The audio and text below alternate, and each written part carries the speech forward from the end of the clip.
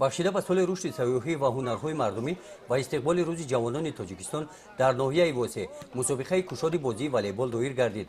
дар ин чорабинӣ 16 дастаҳои волейболбозон аз шаҳрҳои душанбе, бохтар, вилояти мухтори кӯҳистони бадахшон, турсунзода ва шаҳру ноҳияҳои минтақаи кӯлоб ширкат варзиданд.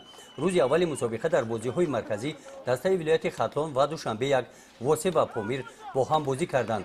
дар ин майдон беҳтарин волейболбозони ҷумҳурӣ маҳорати худро санҷида барои ба даст овардани ғолибият байни ҳам бозӣ мекунанд. садҳо нафар мухлисони бозии волейбол муддати 2 рӯз шоҳиди бозиҳои беҳтарин дастаҳои волейболбозони ҷумҳурӣ гаштанд. ин чорабинӣ бо дастгирии ҷамъияти варзишии ҳосилот, бахши кор бо ҷавонон ва варзиши ноҳияи восе ва дастгирии соҳибкорони маҳаллӣ доир гашта ғолибон бо тӯҳфаҳои хотиравӣ қадр карда мешаванд.